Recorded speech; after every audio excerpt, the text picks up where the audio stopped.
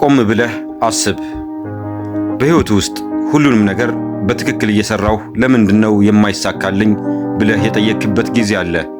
ምናልባት በሥራ ቦታ ካንተ በላይ ታታሪ የለም፣ ለጓደኞችህ ካንተ በላይ ታማኝ የለም። ንግግርህም ቢሆን ግልጽና ቀጥተኛ ነው። ነገር ግን አሁንም ሰዎች ሲጠቀሙብህ፣ ሲገፉህ ወይም ዋጋህን ሲያሳንሱት ታያለህ። ችግሩ ያለው የአንተ ሥራ ላይ ሳይሆን ዓለም በምትመራበት የሥልጣን ሕግ ላይ ነው። እውነቱ ግን ይሄ ነው። አንተ ጨዋታውን ባትጫወተውም ጨዋታው ባንተ ላይ እየተጫወተብህ ነው። ሰዎችን ሙከራህንና ብቃትህን ለማሳየት ስትሞክር ጠላት እያፈራህ እንደሆነ አታውቅም። ሁሉንም ዓላማህን ዘርግተህ ስታወራ ለሰዎች መመቻቻ እየሆንክ እንደሆነ አልተረዳህም። ዛሬ የምንነጋገርባቸው ነጥቦች ስለ ሥነ ምግባር ሳይሆን ስለ ሕልውና ናቸው። ራስህን ከሚጠቀሙብህ ሰዎች የምትከላከልበትን፣ በዝምታ ውስጥ ክብርን የምትገነባበትና ያላወቁህን ሰዎች እንዲፈሩህ የምታደርግበትን መራራ ግን እውነተኛ የብልሃት መንገዶች እናያለን። ይህ ለሰዎች የምትሰጠውን ዋጋ ቀንሰህ ለራስህ የምትሰጠውን ዋጋ የምታስከብርበት ስልት ነው። ተዘጋጅ፣ ምክንያቱም ከአሁኑ ሰዓት ጀምሮ ተላላ መሆንህ ያበቃል። ክቡራን አድማጮች፣ ሐሳቡን ከወደዳችሁት ላይክ በማድረግ ለቻናሉ እንግዳ ከሆናችሁ ቻናሉን ሰብስክራይብ እንድታደርጉ እያስታወስን እስከ መጨረሻው አብራችሁን እንድትቆዩ እንጋብዛለን። በሕይወትህ ጠንክረህ ሰርተህ ውጤታማ ሆነህ ነገር ግን ባልታወቀ ምክንያት እድገት ተከልክለህ ወይም ከሥራ ተባረህ ታውቃለህ? ብዙዎቻችን የምንሳሳተው አንድ ትልቅ ስህተት አለ። ጎበዝ መሆን ብቻ ስኬታማ የሚያደርገን ይመስለናል። ነገር ግን በሥልጣን ዓለም ውስጥ ብልህ መሆን ብቻውን በቂ አይደለም። እንዲያውም ያንተ ብልህነት ለጥፋትህ ምክንያት ሊሆን ይችላል። ይህንን እውነታ ለመረዳት የሮበርት ግሪንን የመጀመሪያውንና ዋነኛውን የሥልጣን ሕግ መመርመር ግድ ይላል። እሱም መቼም ቢሆን ካለቃህ በላይ አትታይ የሚለው ነው። ይህ ሕግ ስለ ሥራ ችሎታ ብቻ ሳይሆን ስለ ሰው ልጅ ጥልቅ ስነ ልቦናዊ ደህንነት ነው የሚያወራው። በሥልጣን ተዋረድ ውስጥ ያለ ማንኛውም ሰው አለቃህ፣ ሥራ አስኪያጅህ ወይም መሪህ በቦታው ላይ የደህንነት ስሜት እንዲሰማው ይፈልጋል። አንተ ከመጠን በላይ ስትደምቅ፣ አዳዲስ ሐሳቦችን ብቻህን ስታመነጭና ሁሉንም ነገር ስታውቅ ለአለቃህ ሳታውቀው የምታስተላልፈው መልእክት እኔ ካንተ በልጣለሁ የሚል ነው። ይህ ደግሞ በእሱ ውስጥ ስጋትን ይፈጥራል። ስጋት የገባው አለቃ ደግሞ አንተን እንደ ረዳት ሳይሆን እንደ ተቀናቃኝ ማየት ይጀምራል። እዚህ ጋር ልብ ልንለው የሚገባው መራራ እውነት አለ። ስተት ሰርተህ ከምትቀጣው ቅጣት ይልቅ አለቃህ ካንተ ጋር ሲነጻጸር ደካማ ሆኖ እንዲታይ ካደረግከው የሚመጣው ቅጣት እጅግ ይከብዳል። ይህንን ምስጢር በተፈጥሮ ምሳሌ ብንመለከተው ይበልጥ ግልጽ ይሆንልናል። በሰማይ ላይ ከዋክብትና ጨረቃ የሚደምቁት ፀሐይ በሌለችበት በሌሊት ብቻ ነው። ፀሐይ ስትወጣ ግን ሁሉም ከዋክብት ይሸሸጋሉ። ይህ ተፈጥሯዊ ትሕትና ሳይሆን ሕልውናችንን የመጠበቅ መንገድ ነው። አለቃህ በድርጅቱ ውስጥ እንደ ፀሐይ ነው፣ አንተ ደግሞ እንደ ከዋክብት ነህ። ፀሐይ ባለችበት መድረክ ላይ እሷን ጋርደህ ለመታየት ከሞከርክ የብርሃኑ ነጸብራቅ ያቃጥልሃል። ያንተ ብርሃን የአለቃህን ብርሃን የሚያደምቅ መሆን አለበት እንጂ የሚጋርድ መሆን የለበትም። ታዲያ ይህንን የጥፋት መንገድ አሽቀንጥረን በመጣል እንዴት የሥልጣን መሰላሉን እንውጣ? ብልሃቱ ያለው አሳሳች ትሕትና ውስጥ ነው። አንዳንዴ ሆን ብለህ ጥቃቅንና ምንም ጉዳት የሌላቸው ስህተቶችን በመስራት አለቃህን ማማከር ይኖርብሃል። እሱ ያንን ስህተት ሲያርምልህ የበላይነቱ ይረጋገጥለታል። ይህ ደህንነት እንዲሰማውና አንተን ይበልጥ እንዲወድህና እንዲያምንህ ያደርገዋል። በተመሳሳይ መልኩ አንድ ትልቅ ውጤት ስታመጣ ይህ የሆነው እኔ ጎበዝ ስለሆንኩ ነው ከማለት ይልቅ ይህ ስኬት የመጣው በእርሶ መመሪያና ድጋፍ ነው በማለት ክብሩን ለሱ ስጥ። ክብሩን ለሱ ስታስረክብ እሱ ደግሞ በምላሹ እድገቱን ላንተ ይሰጥሃል። ለማጠቃለል ያህል በሥልጣን ጨዋታ ውስጥ ትልቁ ብልሃት ብልህ መስሎ አለመታየት ነው። ጎበዝ መሆንህን አለቃህ እንዲያውቅ አድርግ። ነገር ግን ካንተ በላይ ጎበዝ የለም ብሎ እንዲሰጋ በፍጹም አትፍቀድ። ምክንያቱም እውነተኛው ጥበብ ጎበዝ መሆን ብቻ አይደለም፣ የጎበዝ መሆንህን አለቃህ እንዳያውቅብህ ማድረግም ጭምር ነው።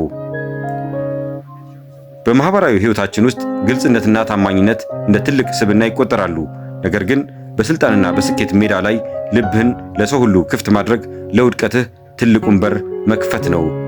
ብዙዎቻችን የምንሳሳተው የልባችንን ሐሳብ፣ ቀጣይ ዕቅዳችንንና ምኞታችንን ለሰዎች በነገርን ቁጥር የምንወደውና የምንወደድና የምንታመን ይመስለናል። እውነታው ግን ተቃራኒው ነው። የሮበርት ግሪን ሦስተኛው ሕግ እንዲህ ይላል፣ ዓላማህን ደብቅ።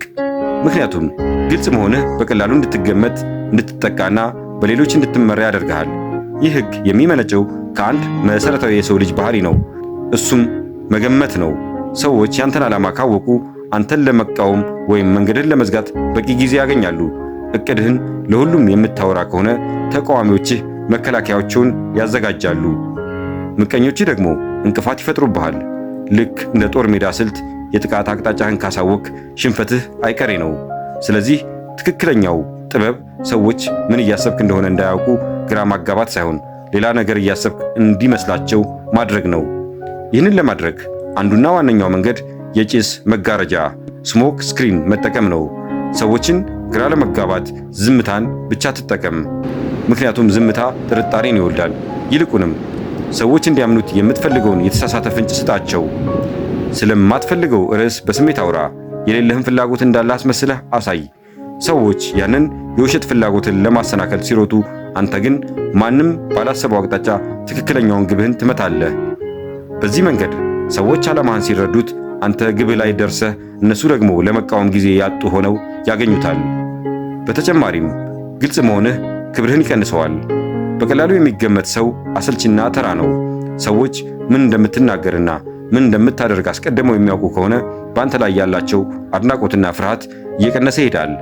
ምስጢራዊነት ግን ኃይል አለው። ሰዎች ያንተን ዓላማ መረዳት ሲያቅታቸው ባለማወቅ ውስጥ ክብርና ፍርሃት ይወለዳል። ይህ ምስጢራዊነትህ እንደ ትልቅ የጥበብ ምልክት ተደርጎ ይወሰዳል። ይህም በሰዎች ላይ የሥነ ልቦና የበላይነት ይሰጥሃል። ለማጠቃለል ያህል ልብህ እንደ መጽሐፍ ለሁሉም ክፍት መሆን የለበትም። የምትሠራውና የምታቅዳውን ነገር ለራስህ ብቻ ያዘው። ሰዎች ውጤቱን ብቻ እንዲያዩ እንጂ ጉዞህንና ዓላማህን እንዲያውቁ አትፍቀድላቸው። ምክንያቱም እውነተኛው አሸናፊ ድምፁን አጥፍቶ የሚጓዝ የራሱን ካርታ ደብቆ ሌሎችን የሚመራና ግቡ ላይ ደርሶ ብቻ ማንነቱን የሚገልጥ ነው። ከሚያስፈልገው በላይ አትናገር። በንግግር በረከቱ በበዛበት ዓለም ውስጥ ዝምታን እንደ ድክመት የሚቆጥሩ ብዙ ናቸው። ነገር ግን በሮበርት ግሪን እይታ ብዙ መናገር የስልጣን መቆልቆያ እንጂ የጥንካሬ ምልክት አይደለም። አራተኛው የስልጣን ሕግ እንዲህ ይላል፣ ሁልጊዜም ቢሆን ከሚያስፈልገው በላይ አትናገር። ይህ ሕግ የሚመነጨው ከአንድ እውነታ ነው። እሱም ሰዎች ብዙ በተናገሩ ቁጥር የማይረባ ወይም ራሳቸውን አሳልፈው የሚሰጥ ነገር የመናገር ዕድላቸው ሰፊ መሆኑ ነው። ንግግርህን በቁጠባ ስታደርግ ቃላቶች ክብደት ይኖራቸዋል። ጥቂት የምትናገር ከሆነ ሰዎች ያንተን እያንዳንዱን ቃል ለመተርጎም ይጥራሉ። ይህም በአንተ ዙሪያ ምስጢራዊነትና ክብርን ይፈጥራል። በአንጻሩ ብዙ የምትለፈልፍ ከሆነ ሰዎች በቀላሉ ይረዱሃል፣ ይገምቱሃል፣ አልፎ ተርፎም ይንቁሃል። የሥልጣን ሰዎች ንግግራቸው አጭርና ግልጽ ነው። ምክንያቱም አጭር ንግግር መልእክቱ ከደረሰ በኋላ ለትርጉም ክፍት ስለሚሆን በሰዎች አእምሮ ውስጥ ሰፊ ስፍራ ይይዛል። ይህ ሕግ በተለይ በድርድርና በግጭት ወቅት ትልቅ መሳሪያ ነው። ዝምታ ሰዎችን ምቾት ይነሳቸዋል። ሰዎች ዝምታ ሲሰፍን ያንን ክፍተት ለመሙላት ሲሉ መናገር የሌለባቸውን ምስጢር ይናገራሉ፣ ድክመታቸውን ያሳያሉ፣ ወይም ደግሞ ያሰቡትን ዓላማ አሳልፎ ይሰጣሉ። አንተ ዝም ብለህ በማዳመጥ ብቻ ሌላው ሰው ራሱን እንዲያጋልጥ ታደርገዋለህ። አስታውስ፣ አንዴ ካፌ የወጣን ቃል መመለስ አትችልም። ብዙ በተናገርክ ቁጥር ደግሞ ሞኝ የመምሰል ዕድልህ ይጨምራል። በተጨማሪም አነስተኛ ንግግር በሰዎች ላይ የሥነ ልቦና ጫና የመፍጠር አቅም አለው። አንድን ጥያቄ በአጭር መልስ ስትመልስ ወይም ደግሞ ዝም ስትል ሌላኛው ወገን ምን እያሰበ ይሆን በሚል ጥርጣሬ፣ ፍርሃት ውስጥ ይወድቃል። ይህ ደግሞ ተጽዕኖህን ከፍ ያደርገዋል።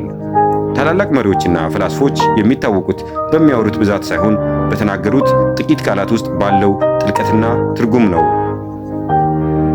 ቃላትህን እንደ ውድ ሀብት ቆጥባቸው።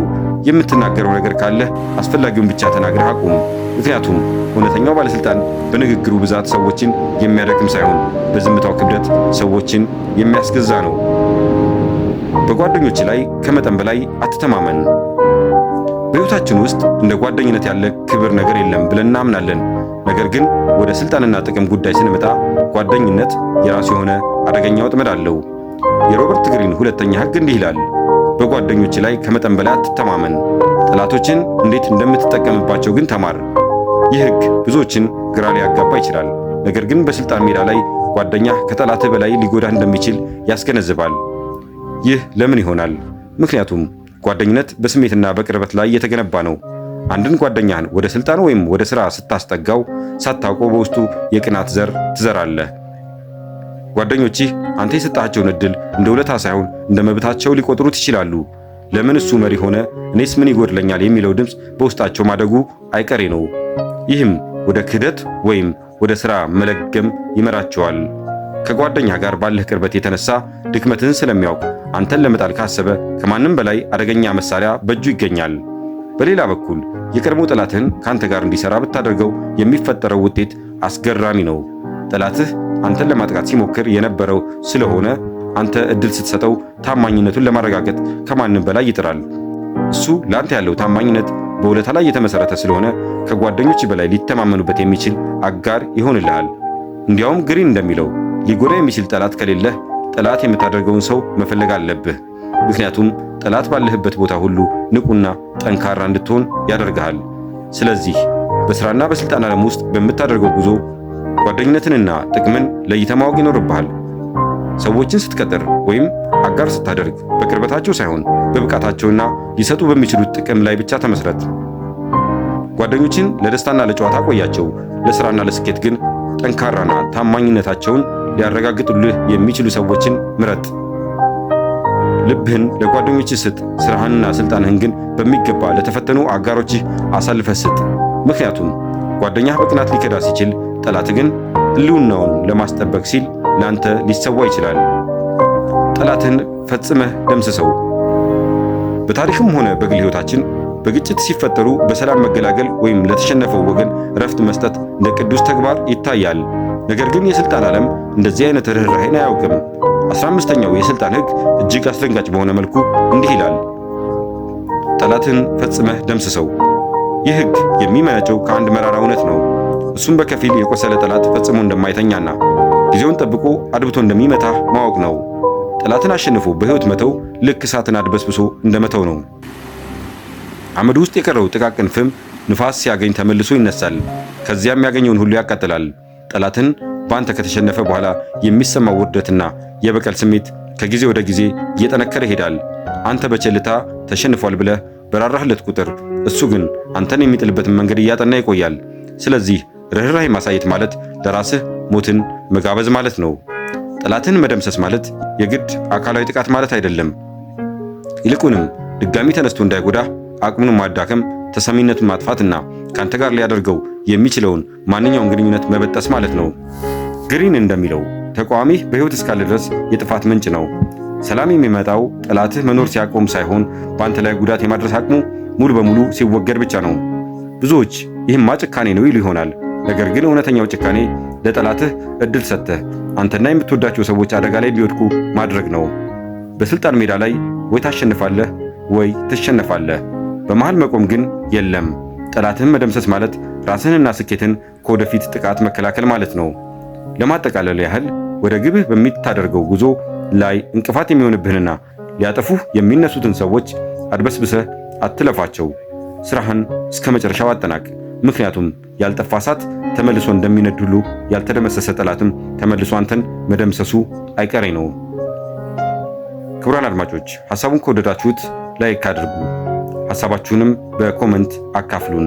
ለቻናሉ እንግዳ የሆናችሁ አድማጮች ቻናሉን ሰብስክራይብ እንድታደርጉ እየጋበዝን ለመሰናበት እንወዳለን።